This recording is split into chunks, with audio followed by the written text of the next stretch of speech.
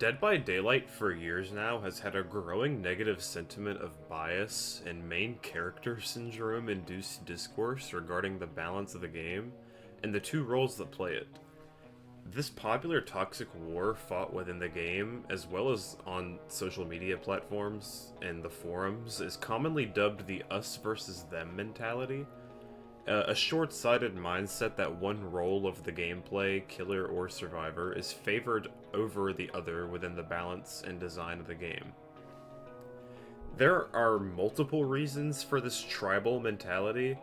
However, this swelling discourse is masking the real biggest issue with Dead by Daylight, and is a major reason the game is on the path that it's on right now. In this video, I'm going to attempt to help you see how the us versus them division is actually distracting a large portion of the community from addressing and acknowledging the painfully large elephant in the room within the fog of Dead by Daylight. Before we dive deeper into this, I want to preface this short essay by saying that no one that truly holds this tribal or defensive view of the game is inherently invalid or just saying it because they're bad, quote-unquote. 90% of the players on both sides of this argument, for one reason or another, have been led to believe that this is a real problem with the game at large, and as I'll explain in this video, it really isn't their fault. Everyone who plays this game plays their own matches, plays against their own opponents, and ultimately has their own experiences within the game as a whole. Just because you find this discourse ridiculous, or you are on the opposite side of it than someone else, doesn't make their opinions and experiences wrong or invalid. These accusations of role bias don't just come from nowhere, after all.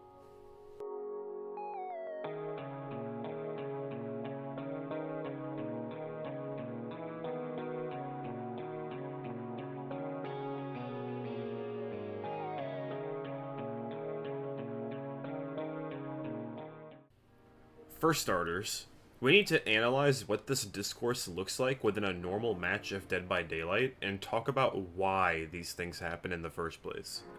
There are many factors that attribute to the feeling of bias, or the spreading of the toxicity that surrounds it, and in order to properly understand, we must take a smaller, more focused look on each role in isolation. Starting with the survivor side, glaring issues that disrupt from the standard gameplay loop of Dead by Daylight can often cause mounting frustrations from survivors. This swelling negative feeling more often than not spills over into a sentiment that the game is simply favoring the killer, due to these problems seldom being addressed and more often than not being exacerbated by the balance team. The biggest of these issues being frowned upon strategies such as tunneling, slugging, and hook camping. When a survivor leads the killer on a slightly longer than usual chase, and inevitably gets hooked, they get rewarded for their efforts by 1 or 2 gens being completed. However, this feeling of skillful achievement is immediately erased as the terror radius begins to return as soon as they're unhooked. What other feeling, if not personal attack, is that survivor supposed to feel if the killer goes back on the attack before they're even healed?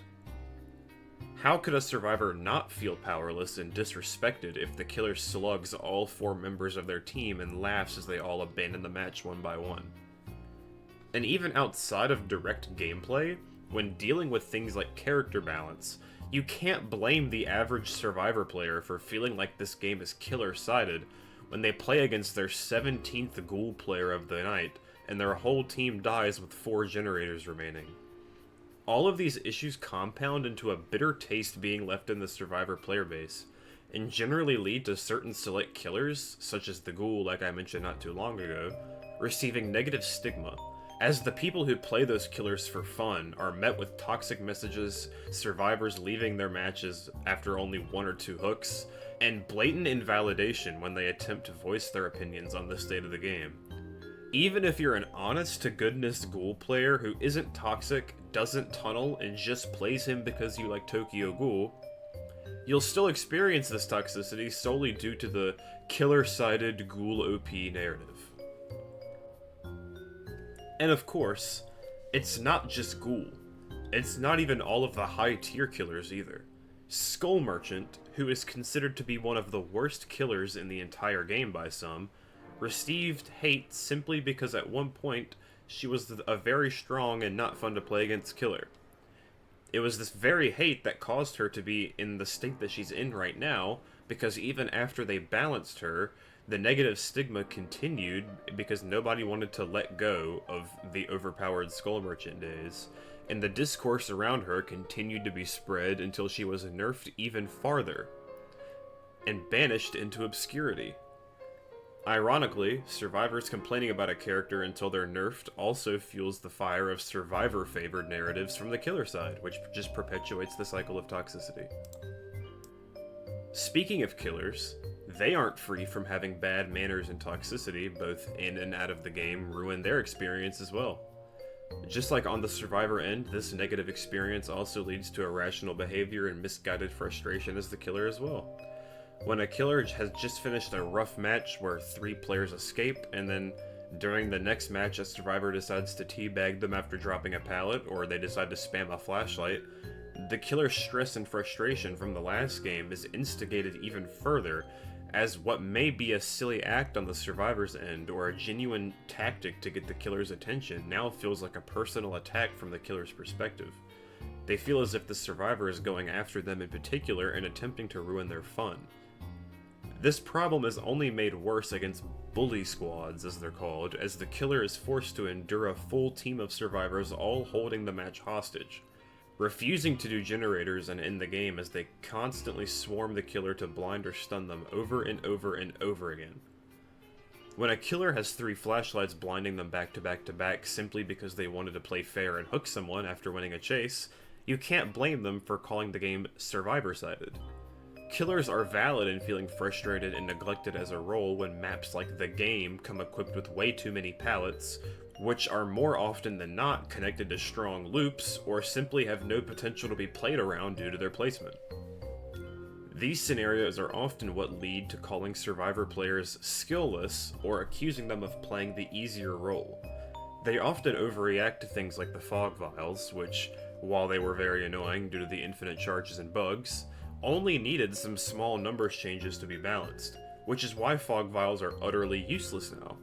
These players will threaten to quit playing the game if one of the killers they play or the perks they use receive a small nerf or adjustment, as they feel like the knife of power imbalance is being further twisted. When these vocal groups of disgruntled players give negative feedback on a change, justified or not, the survivor player base will say things like, "Just say you're bad," or "average insert killer player," instead of giving them space to voice their own experiences.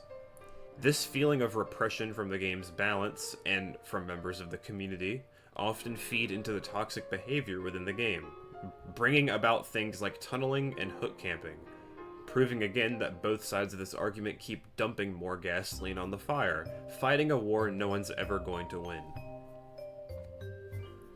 Now obviously, there are ways for both sides to combat several of the issues I've mentioned. Survivors have access to several perks that assist them in battling against slugging.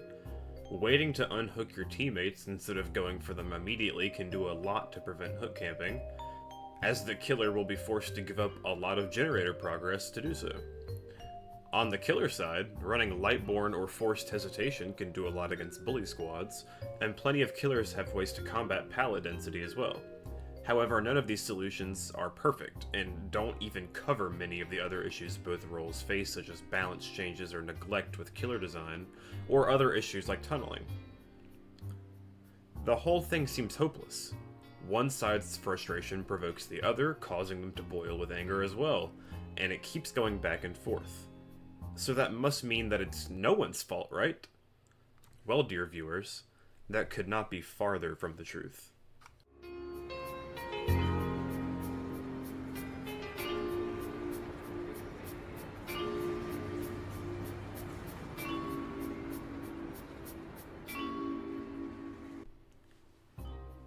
While it can seem like this is a blameless issue with no one to truly point to and say, this is their fault, if we take another look at the actions that cause the toxicity, and also the actions caused by the toxicity, we can start to notice a pattern.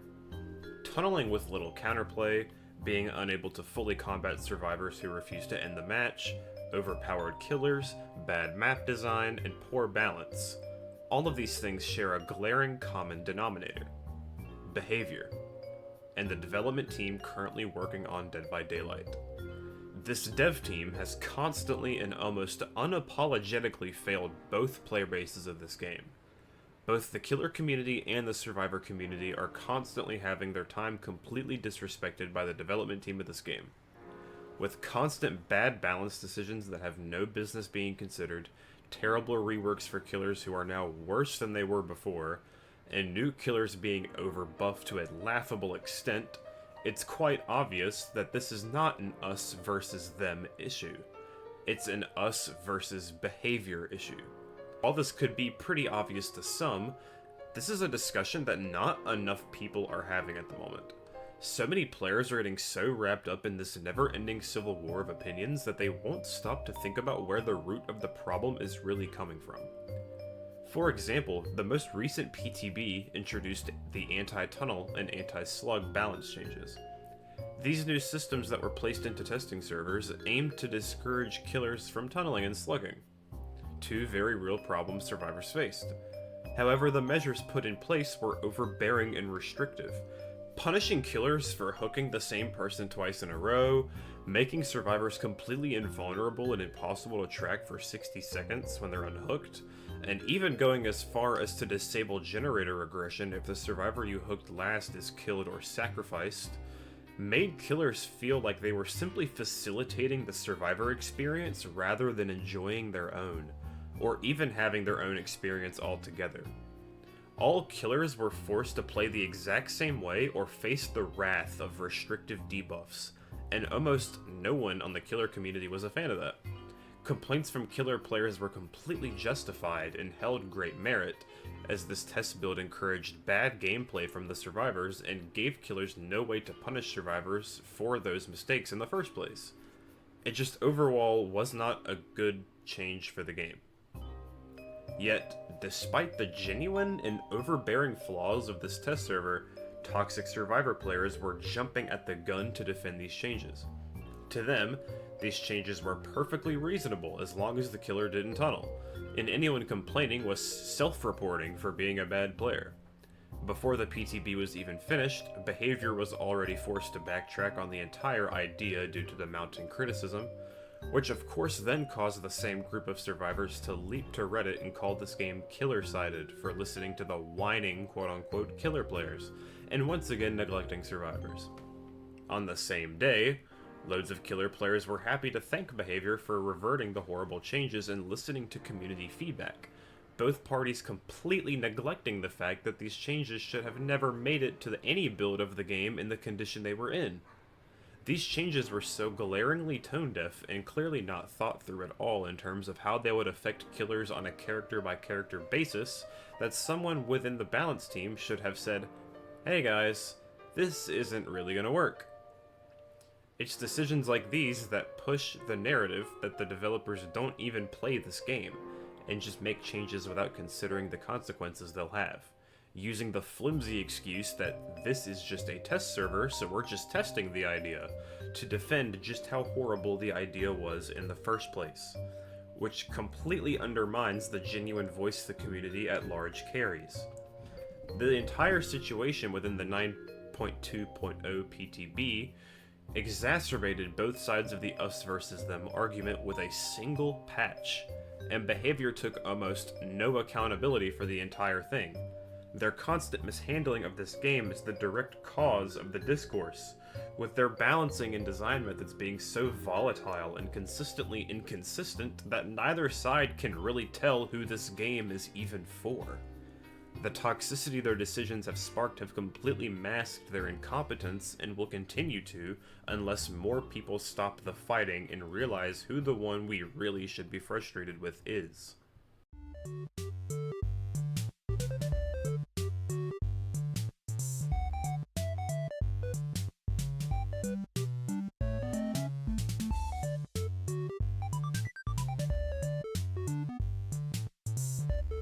Now, I am not that experienced in DBD, I have about 300 hours, which in the grand scheme of things is a lot, but compared to the cult following of this player base, that's basically nothing.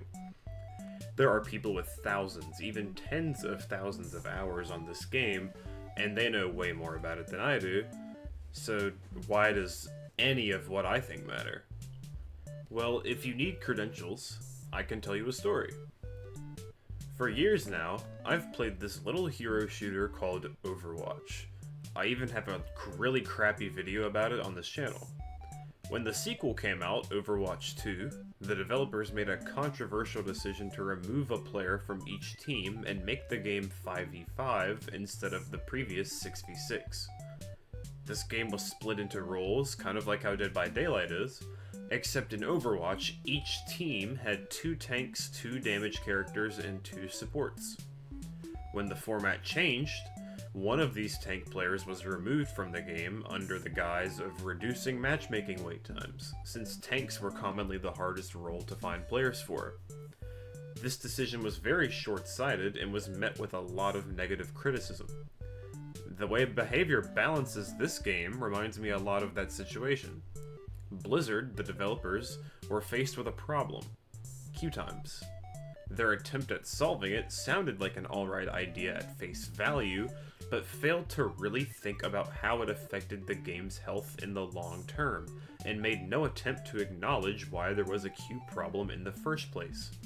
Tank players didn't like playing tank because it was seen as a really stressful role that wasn't inviting to new players. The role also often required meta picks in the higher ranks to have success.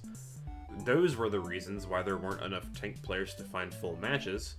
Despite that, however, Blizzard refused to approach the root of the issue and presented 5 vs 5 as a band-aid fix.